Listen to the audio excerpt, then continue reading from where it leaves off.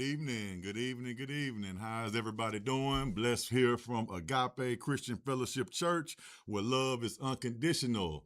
My name is Kevin Kebede, and I'm here before you tonight, and we'll be sharing the good news of the Bible study today. I got some announcements for today.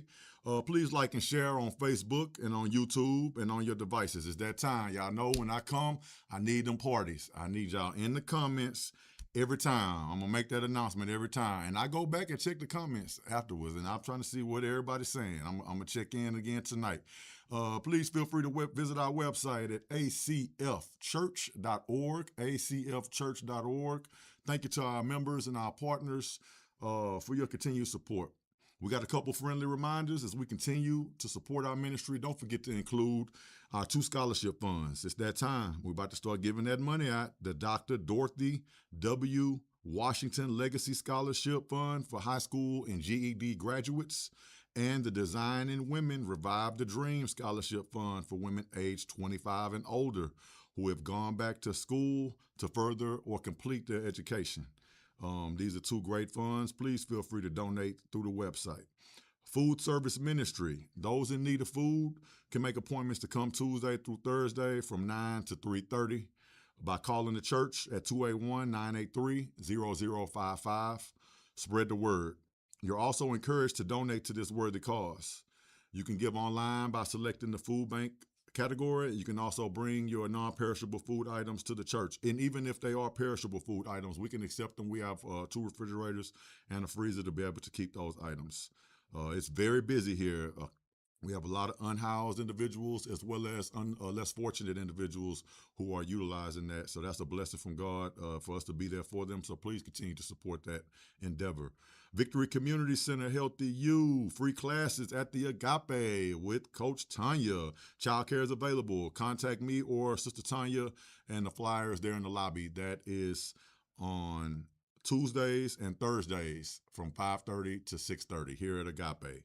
Cardio dance Tuesdays and chair exercise on Thursday. So we have a little bit up tempo, then a little bit low tempo. So anything for your needs.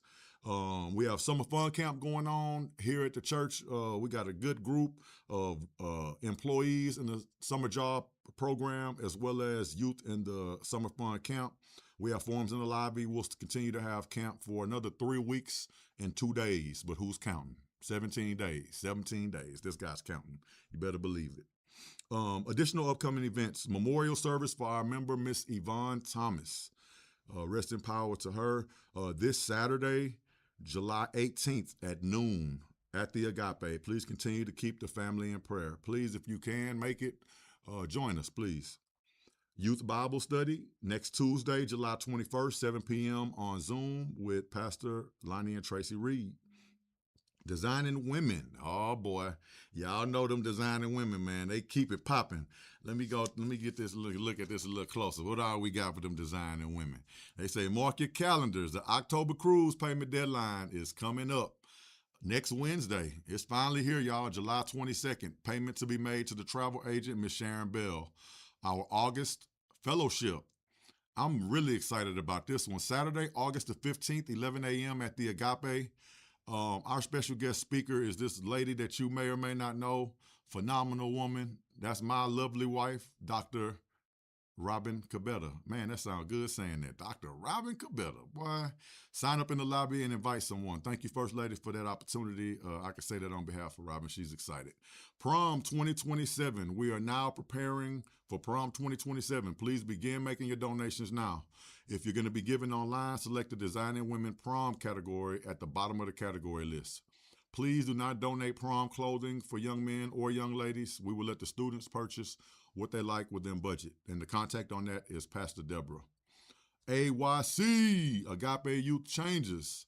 3rd annual block blast is getting close, y'all. Saturday, August the 8th, 10 a.m. to 2 p.m. See the flyer in the lobby for all the amazing back-to-school activities.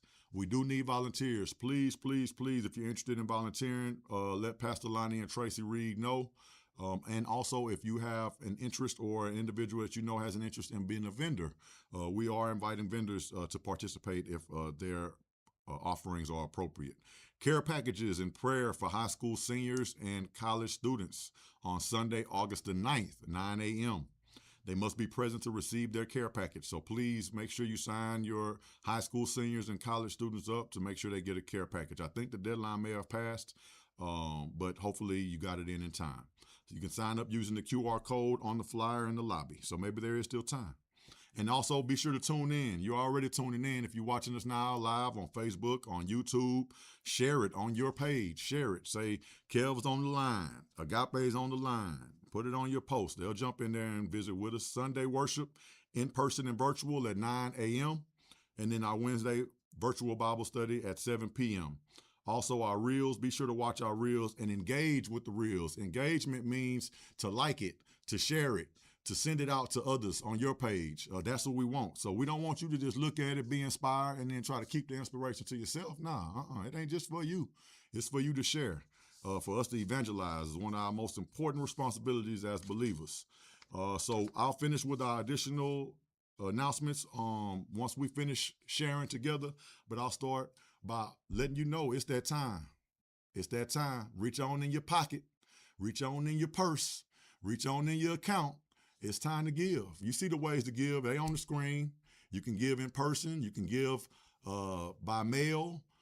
You can give by the QR code, or you can go to the website. That's what we're looking for. We're looking for faithful givers.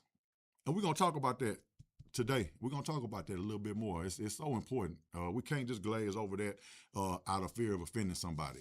If you're not giving to the church, we need to offend you. You need to be offended. I'm just going to be honest. Bishop might not say it. I'm going to say it. Because we have a responsibility and accountability and brother and sisterhood in Christ. That's a part of our responsibility. So we have to give. Giving is crucial. So let's start in prayer.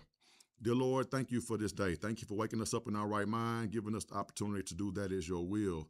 Thank you for every opportunity that you give us every single day to show ourselves evident in the lives of those that you have put within our care. It's you that's showing up. We are just the vessel. We are just the vehicle. We are just the conduit. Shrink us, minimize us, maximize yourself in everything that we do. May our time together tonight be fruitful and towards all of the wills that you have for the life of us and all of the believers on the line. We pray these prayers in your son's name. Amen. All right, so we're going to get it started. Y'all know me. When I come to you, I'm going to have acronyms. That's just my thing. That's how my mind works. This one right here, I don't know if y'all remember this. When y'all was little, as y'all used to do this, the people with glasses, 4 eyes, 4 eyes, 4 eyes, 4 eyes, right? 4 eyes. So we're talking about 4 eyes tonight. It's a different type of 4 eyes, not that type of 4 eyes. We're talking about interest. We're talking about intimacy. We're talking about intentionality. And we're talking about investment. I told you we're going to talk about that sowing, investment. And that's your time, your talent, and your treasure, right? So we're going to start out with interest. Because in my mind, you have to be interested in something before you could do those other three, to get intimate to it, to become intentional about it, or to invest in it. You have to have an interest. And typically, the interest is going to come from a moving in your spirit. Moving in the spirit, whether it's experience that you're going through, a trial or tribulation that brings you to your knees and to God and to wanting to have a stronger relationship, right? It seems like majority of the time with us believers, it takes some sort of intervention or need for us to maximize our relationship with Christ and wanting to get closer to Christ. The ups and downs of life send you to God, right? And so let's talk through that. Let's talk through the fact that that's an okay starting point, but we got to get deeper than that. Nobody likes to be or feel used, right? So why would we think God likes that? Nobody likes that. That spirit, that energy, that feeling that we get when we feel like, oh man, they only come when they need something, right? They only come when they need something.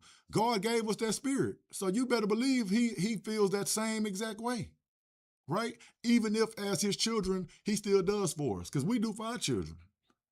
Begrudgingly at some times, right? So we're going to talk through that. We're going to talk through that. We're going to start with interest. Like I said, interest. And we're talking about interest in the sense of building interest in your relationship with God, as well as interest in the lives and the relationships of other believers that you're building with. So first and foremost, interest is defined as moving past what God can do for you to becoming fascinated to who he is. Because God is in us. So let me take this hat off. So if God is in us, then that means when we get closer to God, we actually get more insight into who we are and what we are and what are our capabilities, what are our true capabilities and capacities. Our anchor scripture for this is going to be Exodus 33. Man, there's some heavy stuff going on in Exodus, right? So I got Exodus 33 and 18 where Moses says, please show me your glory. But again, I'm a context person, so I had to go back and read that chapter and just to see what's going on. In Exodus 33, hey, God is at his wit's end with the Israelites. Moses then took the people from Egypt. We then got to Israel. And right now at this point, we basically are bowing to idols. Do that sound familiar? They're bowing to idols to the point where they done made a gold calf, solid gold. And this is the idol that they are bowing down to. God is seeing this and he telling Moses like, hey, Moses, I made a promise to y'all, but I see that I'm going to keep the promise, but I can't go with y'all, man. I see how y'all doing. I see how y'all doing. The way y'all acting, the way y'all moving, I cannot be party to that. So because my word is always going to be good, I still can take you to the land of milk and honey. I done brought you here, but I can't go no further with you, right? This is what's going on in Exodus 33, to the point where Moses has to use his favor with God to get God to stand down a little bit. Moses is like, oh, no. Okay, so what they end up doing and seeing that God is unhappy with their actions is now you just got your hand slapped, so now you want to act right. Do this sound familiar? This sound like how we do. This sound like how we handle our children, right? So now we come in with the accountability. We come in huffing and puffing. We upset. We lay out what you know you dead wrong. I lay out to you why you dead wrong, and I've caught you being dead wrong. So now, of course, you are apologetic. You really are trying to finesse me into just still doing what you want me to do so you could keep it moving, right? But in this scenario, the people see it. So they taking off the ornaments. So this is, to me, this book, it was kind of like a reminder of how we live our lives, right? I've pursued my job to get this money. And once I got this money, I went and got me the flyest ride. I got the Bentley. I went and got the biggest house. I went and spent $500,000 on the house over there. Okay. I got gold piece and chain, earrings. My wife got all the jewelry. She got all the bags, Gucci down, right? We went and done all of this when God gave us all these blessings, not to serve ourselves, but to serve him. So now they like, oh, no. We're going to take it all off. Sorry. Please. We want you to stay with us. It's a realization that's happening in Exodus that you don't want to tell your draws with God. I'm going to basically say it how we say it, where I come from. You tell your draws with me, that means that you've done something to make it where it's probably not really no coming back from that. Our relationship is compromised to a certain degree, right? So in doing that, there is reconciliation and atonement that is required for me to feel trusting enough in you for us to move forward in this relationship. This is basically what's happening in Exodus 33. The people, the Israelites, are saying, hey, what we doing in honoring these idols is disturbing to God, to the point where God is saying he's going to depart from us. One of the things he promised he would not do. We got God at his wit's end at this point, right? So Moses' favor with God allows Moses to talk God into, stay with us, God. We're going to make some adjustments. We know what we need to do. As a matter of fact, show me your glory. I want to see it. God still tell him, you can't see my face, but I will show you my back. I will be here with you. I will confirm in you what you need to take it back to the people to get them together. Because you see where I'm at with it. I'm ready to go. I'm gonna let y'all go on, and I'll continue on in another direction. This is where God is at this point. So in doing that, this allows the Israelites to reconcile, basically, to reconcile. This is what's going on in Exodus, right? Please show me your glory. And in doing so, it allows us to get to the next I, because God didn't depart from them. And so now we get to build intimacy. We get to build intimacy, right? Because certain relationships that we have, for us to move to the next level, we're going to have to disassociate ourselves from certain things that we're doing, how we move, right?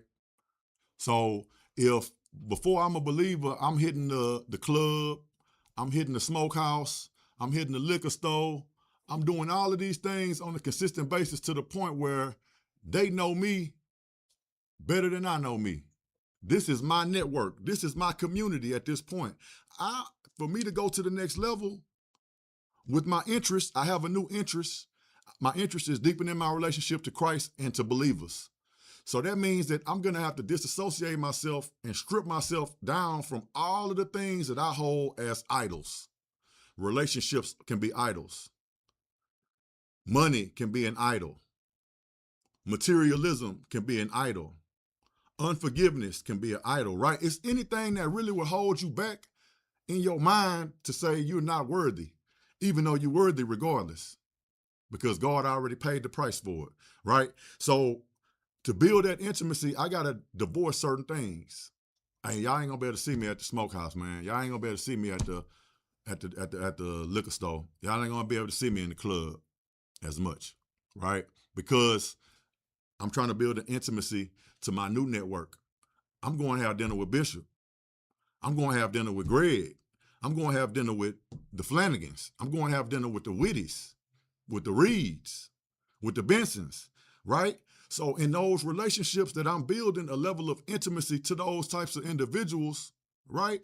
It's going to be accountability. It's going to be uncomfortableness in me trying to move the way that I was moving and transition into this next level, to deepen this next level, right? It says intimacy is to drop your armor. Intimacy with God means shifting from performance-based religion to raw, transparent relationship. I'm gonna let that sit with you. Performance-based religion, right? We don't need performance-based religion because God knows the truth. You can trick me all day, but I can't do nothing to get you into heaven no way. So however I feel about you, that really has no bearing on where you headed from here. But we get distracted at times with that. Building an intimacy to God. Shift from performance-based religion. Come in here, I got to fall all over the seats. I got to do all the things that I think that believers think is deepening my relationship to Christ. But God is sitting there looking at that. That's really blasphemy. You playing, right? The blueprint, Psalms 139, verse 1 and 2. Oh Lord, you have searched me and known me. You know when I sit down and when I rise up. You discern my thoughts from afar. You have searched and known. That's past tense. So that means he already known, been known. He knew when my great was born. He knew me. He knew me already, right? Searched and known me. So that means I looked. I ain't just glanced. I looked. So I know you well. You know when I sit down and when I rise up. You know my actions. You know what I'm doing before I even do it. You discern my thoughts from afar, right? So he done broke down. I've known you from way in the back in the past. I know your actions and I know your thoughts. That's what he's saying.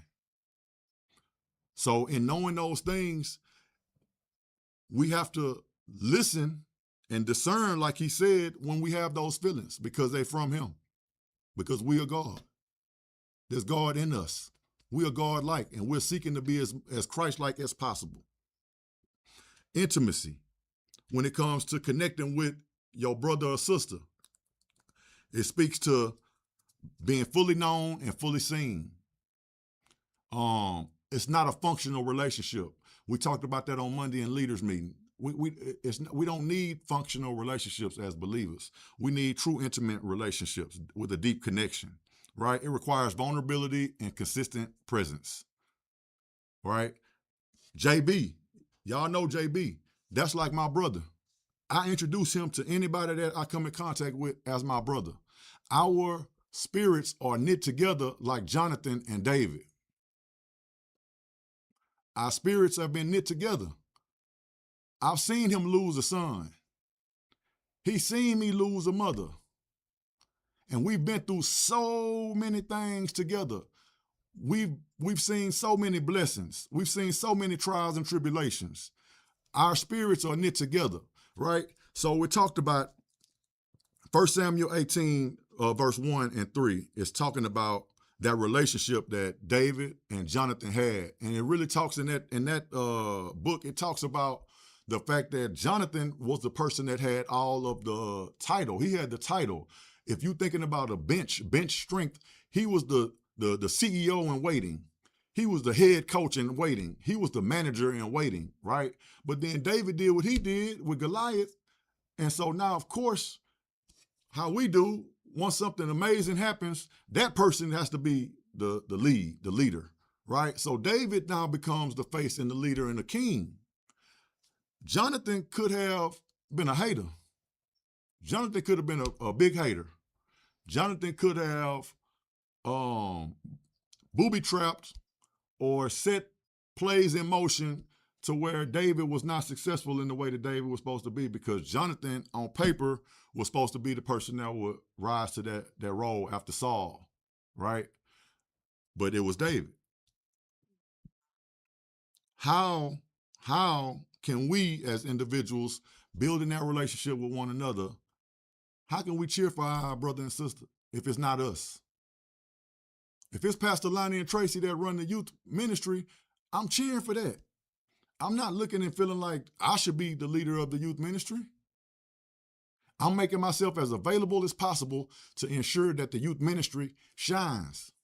Because the ultimate goal that God has put in place is for Agape to serve the community through the youth. So it's no arrogance for me to feel like I have to be the leader for us to connect with the youth. The operation and the goal is to connect with the youth. So the who, what, where, when, why, how, that goes to the side. If you're really righteous, if you're a Jonathan, and I'm a Jonathan, we need all the Jonathans to be comfortable when it's time to step back. And we need all the Davids to be ready to step forward and to lead with honor and with grace. That's what we need, right? So when we talk about intimacy in our relationships, how do we put this into action? So this is the challenge for this next week, especially for my married folks and especially for my people with children. You have to build in the responsibility, the time, the place, the system to check in, and not in a functional manner. And I'm speaking to myself because right now in the middle of summer at week 7.5, I'm on autopilot and I'm functional. I'm too functional with my wife. And she's just giving me all the grace in the world that I need. Because in my mind, I'm getting up at 6 o'clock in the morning to come to camp, and we getting back home at 8 o'clock at night. Put the girls to bed, bath, eat. It's 9 o'clock. Walk my miles. I gotta go walk. So now it's 10 o'clock. This is the everyday thing. This is literally our life right now. 10 o'clock, I get in the bed after the shower. She's sleepy. She's struggling. She's trying to stay woke. But now, how much time or how strategic am I or can I be in how I spend some time with her? Because she's a priority. She means the world to me, right? But I'm in functional mode. I have to move myself out of functional mode. And the way that I do that is I have to bake in time. I have to bake in time in the morning. I have to bake in time throughout the day. I have to bake in time at night to do that. And this is literally me talking to myself. This is me ministering to myself, and this is what I have to do. And that's the challenge to you, for you and your children and your basic relationships with all of the people that are close to you. What gets measured gets done. So if we put systems in place to say, I'm going to work for 8 hours a day, 10 hours a day, then you can put in there, I'm going to spend quality time with my significant other for 30 minutes a day. I'm going to have this good conversation with my kids, each one of my kids individually, not collectively. That's something else that we do. We got 4 kids, they always together. So it's not really a good opportunity to build a Carson to Kevin relationship, a Bethany to Kevin relationship. It's a collective deal. It's the Kebede girls, right? So how can I be strategic in ensuring that I build that intimacy, right? So now it comes back to Christ. I told y'all the last time, me teaching Bible study, me being in a Christmas play or Easter play, it's no way. But God. And that is my way of building intimacy into the kingdom. Strengthening my relationship. To sit and go through all of these different scriptures, I would never have done that. I would never have done that without the challenge of Bishop and of First Lady to have this opportunity, to the point where now God puts downloads on me at all times, anytime I'm walking, anytime I'm doing many things. So I went from disconnected to getting more and more intimate with God, to the point where I can hear his voice at all times when he's sending a message to me, whether it's for Bible study or whether it's for application into my life or both. These things are important, but it's because my actions are aligning with my desires. If I pray to God to build a closer relationship to him, then he's going to create experiences and opportunities for me to do that. And that's what being here at Agape has been for us these last 10 years. That's what it's been. Okay, so we're going to sit and spend 15 to 20 minutes minimum with the people that are most important to us. And it's not a functional conversation. What's on your mind this week, baby? Talk to me, right? You're getting ready to go out of town. You're in New Orleans. Everything prepared. We had these conversations just last night. It's like strategic, but it's because I'm in these Bible study notes and it's spurring me to do that. That's not an accident, because remember what God said. Oh Lord, you have searched me and known me. You know when I sit down and when I rise up. You discern my thoughts from afar. He already told me, so he knows the desires of our heart. We, the issue, the execution. It's like God is the coach and we the players. We done went to practice all these days. We come to church on Sunday. We come to Bible study on Wednesday. We do these things. We go through this process. And then when adversity hits, that's game time. But when it's game time, people miss shots all day. People turn the ball over all day. People get scared all day. And that's what ends up happening when we know right and wrong, but we choose our selfish flesh in the sense of how we execute. So it's not a lack of understanding or knowing, it's a lack of execution. I'm going to say that again. It's not a lack of knowing or understanding. It's a lack of execution, right? So we need to execute. And continuing to build that intimacy with God will clarify the shot we need to take, the pass we need to make, the reverse dribble we need to make, the defense we need to play. It's going to break all of that down to us in a way that's so clear and so easy for us to understand. It's a blessing. And then now we actually are walking the talk, not just talking the talk, right? My shooting percentage as a ball player, I want to be close to 100% as possible. God is not expecting perfection, right? So it ain't no 100% shooters in the game. You don't see no 100% shooters in the NBA. You don't see a 1,000% batter in baseball. You don't see too many games where the quarterback is 25 for 25 with no incompletions. It's not an expectation of perfection, right? It's not an expectation, but it is an expectation of perfect effort and perfect alignment to the intimacy and the investment and the interest and the intentionality of what you're doing. Because if it's not, then what do we say? It's performative. It's performance-based religion. And that's not going to get you in heaven. All that's going to do is trick other believers. But other believers can't get you in heaven, no way. So tricking other believers, is no point to that, right? That is just an egotistical thing that you're doing in the sense of a short-sighted, look at me, this is how I am, and you want to be put on this pedestal. But in reality, God is going to judge you for that. There's no doubt about it.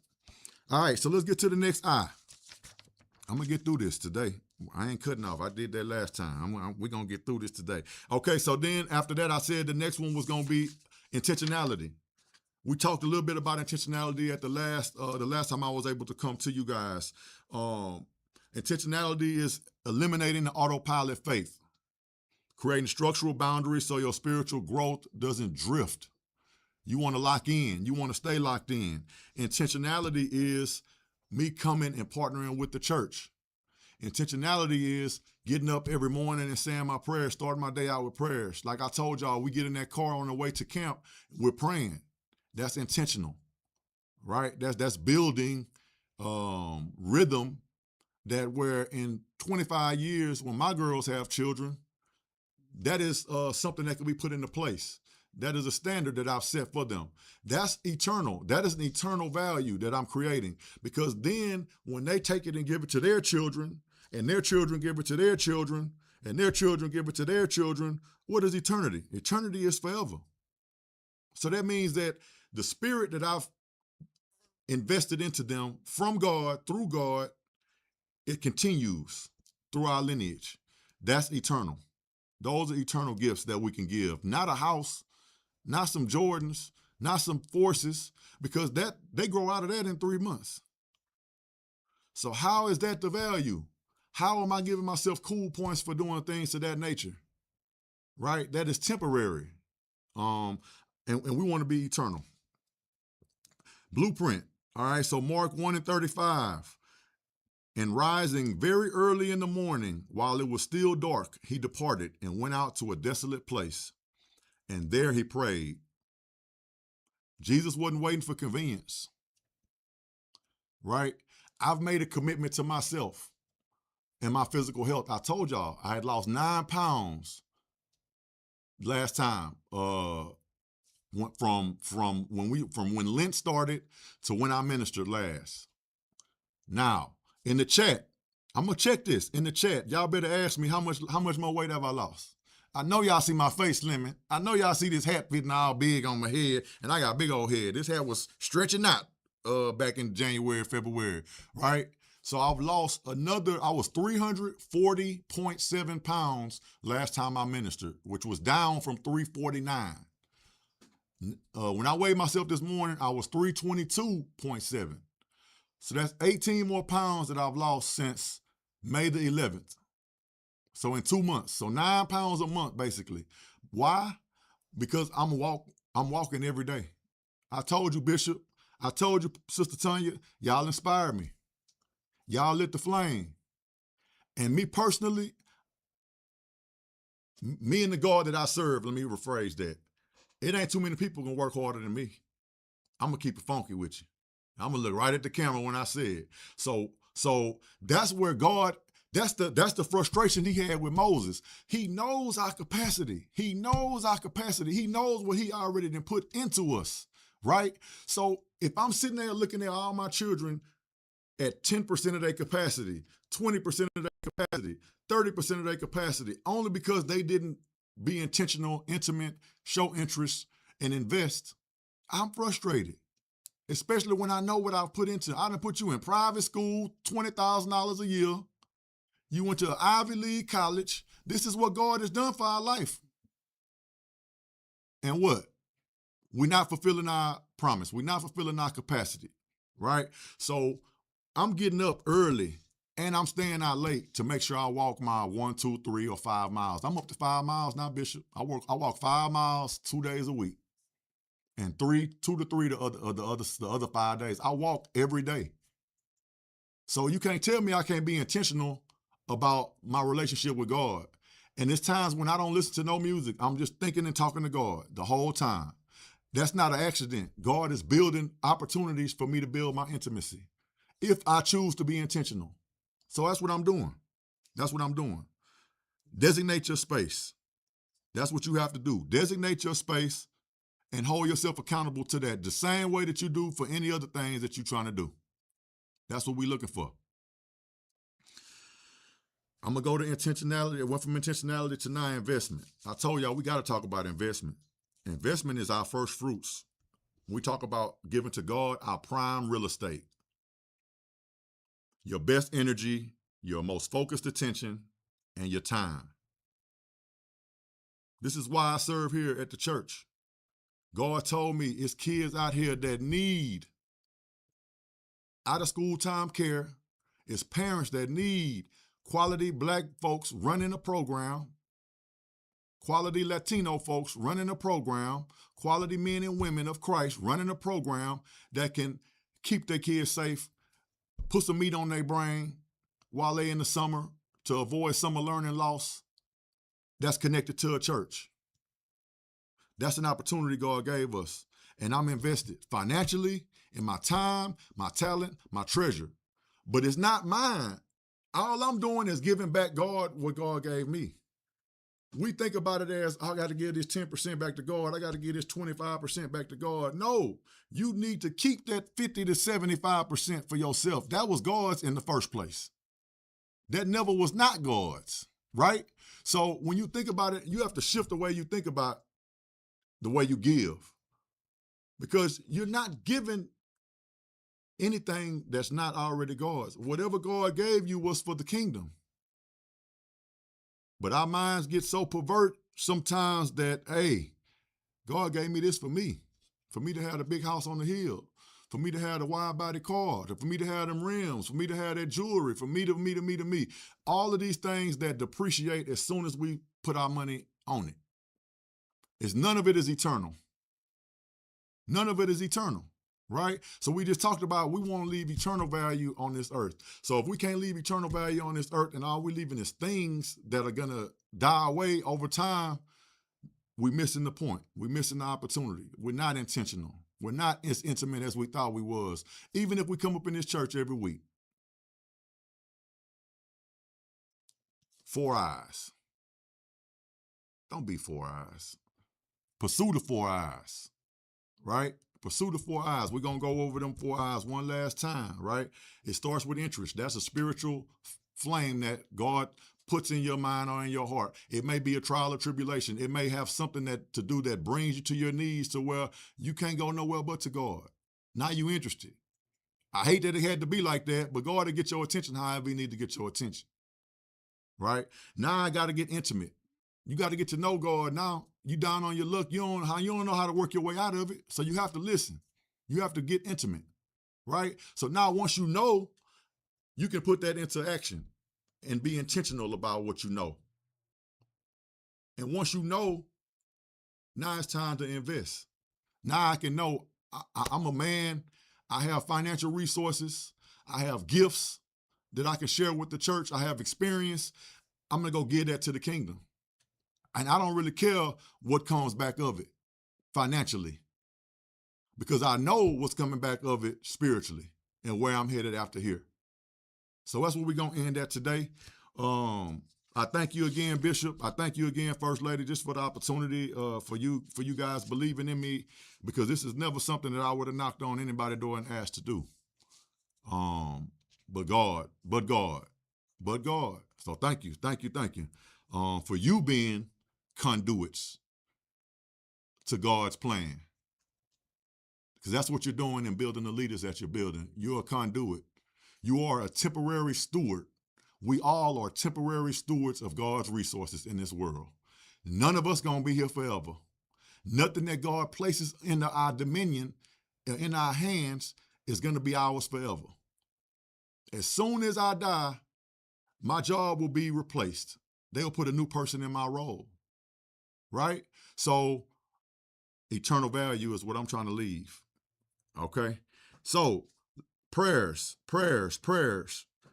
for Bishop Ricky and Pastor Deborah White and family, for our more mature members, for Elder Dolores Patterson, for Elder Elton Rice, Betty Kemp, Dorothy Amy, Annie Jackson, Pastor Julia Nunn, and Andrea Taylor. Those gaining victory over physical challenges, Brother Reginald Benson, Pastor Patrick Benson's brother. Healing from all respiratory illnesses, coronavirus, RSV, flu, pneumonia, etc., measles. Mental and emotional healing, those who are not yet saved, those whose family, loved ones have transitioned to be with the Lord. the family of Marilyn Watson Leonard, who transitioned to be with the Lord yesterday. Sweet, sweet, sweet woman, hard-working woman, kept it funky, no cut. If you know her, to love her. Did outstanding work here, keeping the facility clean and clean up at all times. Taught some of our young people that first summer how to have a commercial cleaning business. Invested in the youth. Eternal value. She left eternal value, and that will continue. That will not die with her. That's what we want, eternal value. Families affected by natural disasters and violence, the people of Gulf states and U.S. bases in Israel, Iran, Palestine, Ukraine, India, Pakistan, due to the wars, our nation, government, president, vice president, Congress, Supreme Court justices and justices of the peace, judges, our schools that are getting ready to go back in 17 days, but who's counting? Our youth. ALEAF ISD, HISD, all school districts, all our first responders, pastors, and all others suffering from stress-related experiences. Lord, make us one. And our anchor scripture continues to be Psalms 91:10. There shall no evil befall thee, neither shall any plague come nigh thy dwelling. It's another opportunity for us to give, y'all. We talked about investment, our time, talent, and treasure. That's God's. What you're giving is God's.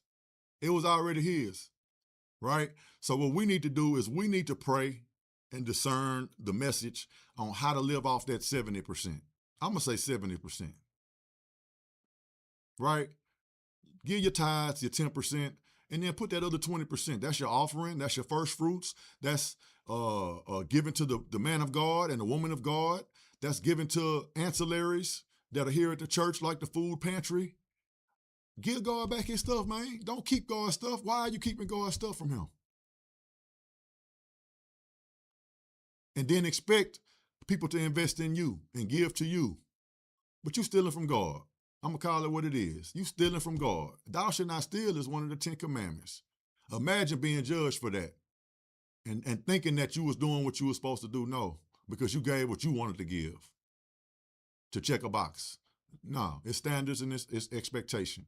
And I'm here as a part of God's voice and accountability in myself and with our team and with our church family. Okay? So let's finish out in prayer. Lord, thank you. Man, thank you for this opportunity. It's not an accident that we were here, that we were brought together in this moment. It's not an accident. It's all orchestrated. You already told us you know all of everything that needs to be known. This is just us saying yes and doing what we're supposed to do and being held accountable and holding those around us accountable. Thank you for all of our families. Thank you for the leaders of our church, Bishop White, Pastor White, Dr. Deborah. Thank you for them. They're here at the right time. This is not arbitrary why they're here. They're here to raise up the next generation of leaders for Agape, for Southwest Houston, for this area, for ALEAF, and then beyond. Thank you for undergirding them with the spiritual leadership that they need to hold us accountable and to hold us to our potential, the same way that you do. Thank you for that. Thank you for all the other leaders of our church, all the leaders of all of our ancillary ministries. Continue to push them. Continue to make sure that the will of God is done here at Agape, not only in the church and the walls, but also in the community. Thank you to DeMorris, our brother, who's doing such outstanding work serving those that have the least. We appreciate it. Thank you for everything that you've given us. And thank you most importantly for your son, Jesus, who died on the cross for my sins and the sins of all of mankind. We ask this prayer and all in your son's name. Amen. Last thing we got to do is announce a couple things that we've received awards for. We are award winning. This is 10 years. This is going to the church, Agape Christian Fellowship Church, proudly presented for continued support and dedication to Heads Up Houston in our 10 years. Bishop, First Lady, and all of our members, thank you. We love you, and we look forward to 10 more years together. Okay. And the last thing is we are being honored on August the 3rd and 4th, on August the 4th and 5th with a Spirit of Excellence. We're a Spirit of Excellence finalist, Agape Christian Fellowship Church, for our work that we're doing in the city with the Harris County Department of Education. A group of us will be going over there to be acknowledged for the work that we're doing. We're just representatives of the overall church. Everybody, we're carrying the spirit of everybody to that event. And we're knowing that God's will be done, and we'll win this regardless if we come back with a trophy, because we're saying yes to his will. So again, from Agape here on a Wednesday night Bible study, we love you. We look forward to seeing you Sunday, 9 a.m. God bless. Hey family, thank you so much for joining us today. Listen, we've got 4 amazing ways for you to give, and they're all right here on the screen. And don't forget to check out everything happening here at Agape. There's always something good going on. And hey, make sure you tune in to our weekly virtual Bible study. It's always a blessing, and you don't want to miss it. Stay connected.